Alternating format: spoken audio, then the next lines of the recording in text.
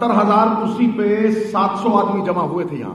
ये इसी बात का प्रमाण है कि लोगों में निराशा है, हताशा है और विश्वास चकनाचूर हो चुका है।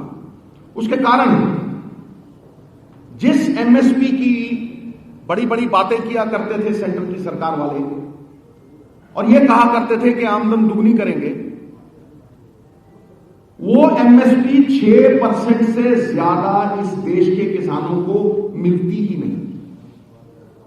ही नहीं और 57% किसानों को उस एमएसपी से नीचे खरीद करनी पड़ती है। भाई साहब, तो लेने के देने पड़े हुए केवल 0.5% किसान ऐसा है जो एमएसपी से ज्यादा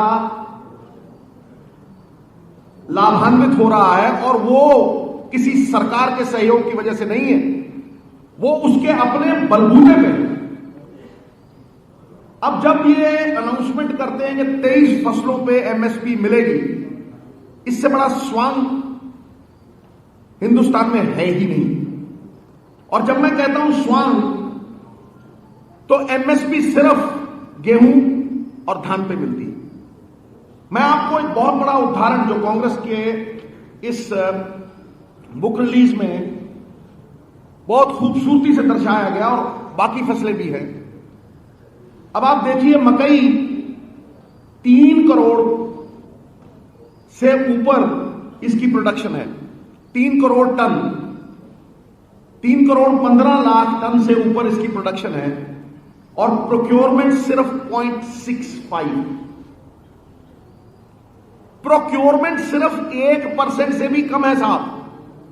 और अगर आप देखें बाकी की, चाहे ग्राम हो, मसूर हो, मूंग हो, मैं यहां मैक्सिमम अगर देख रहा हूं तो 5% या 8%, अब बाकी सब 1% से नीचे है। अब मुझे बताएं कि क्या किसान की मजबूरी नहीं है कि वो 2 ही फसलें उठाएगा? उसके बाद अगर मैं अगली बात करूं तो वो है बीमा। ये जो इंश्योरेंस है, ये भी किसान की जेब से पैसे निकाल के जो बड़े बड़े कॉरपोरेट हाउसेस हैं उन्हें मुनाफा देने की एक चालसाजी है। और ये बड़ा क्लियरली एविडेंट है कि 2020-21 तक 320 करोड़ रुपए मुनाफा बड़ी बड़ी कॉरपोरेट कंपनियों ने कमाया।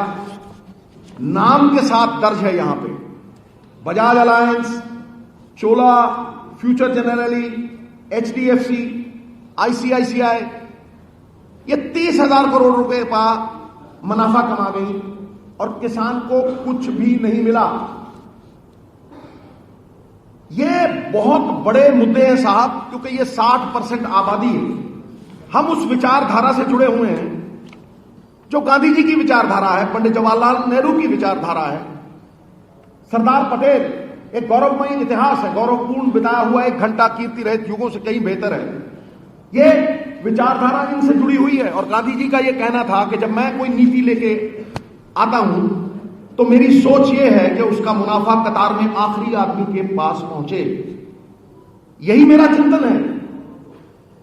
और जब मैं ये सब देखता हूं तो आप देखिए कि इस विचारधारा से जुड़ी हुई कांग्रेस 70 साल से जो बड़ी बड़ी किसानों को फायदा देने की स्कीम्स, चाहे वो पीडीएस हो, गरीब को सस्ता अनाज देना, चाहे वो एफसीआई हो, चाहे फूड सिक्योरिटी हो, और तो और जिस पे 4 लाख करोड़ का